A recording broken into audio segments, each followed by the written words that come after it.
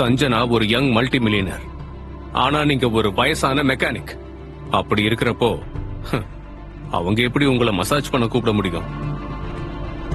Uncle, கொஞ்சமாச்சும் நம்புற மாதிரி போய் சொல்லுங்க. இங்க பாருங்க, இது வரைக்கும் நான் யாருக்கு மசாஜ் எல்லாம் பண்ணதில்ல. சஞ்சனா மேடம் ரொம்ப நல்லவங்க, என்ன கேட்டாங்க, அதனால நான் பண்ணேன், அவ்வளவுதான். That's it.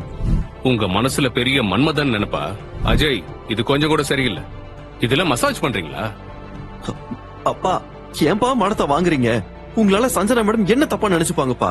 அதுக்கெல்லாம் வாய்ப்பே இல்ல அஜய். ஏன்னா சஞ்சனா உனக்கு அம்மா வாங்குறதுக்கு ஒத்துக்கிட்டாங்க.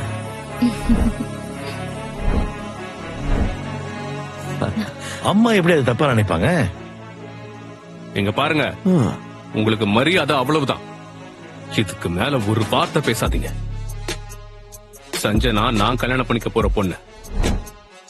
அவ எப்படி அஜய்க்கு அம்மாவாக முடியும்? சஞ்சனா முதல்ல அஜய்க்கு அம்மா. அஜய், சஞ்சனாவை அம்மான்னு கூப்பிடு. அங்கிள், உங்களுக்கு என்னமோ ஆயிருச்சுன்னு நினைக்கிறேன். உங்களால இப்போ அஜய் தான் மாட்ட போறான். அவரால் எப்படி சஞ்சனா மாமா கல்யாணம் பண்ணிக்க முடியும்? ரொம்ப கனவு காணாதீங்க. சஞ்சனா மாதிரி அழகான பொண்ணுக்கு சரியான ஜோடி நான் தான். அப்படி இருக்கப்போ சஞ்சனா எப்படி உங்களை மாதிரி ஒரு வயசானால கல்யாணம் பண்ணிக்க முடியும்?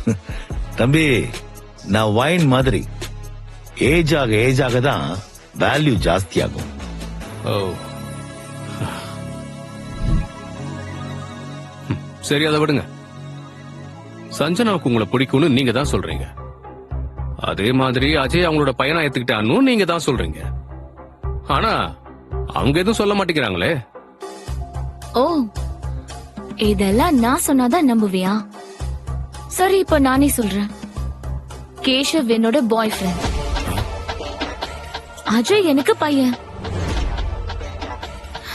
சரி அஜய், இப்ப அப்பா சொன்ன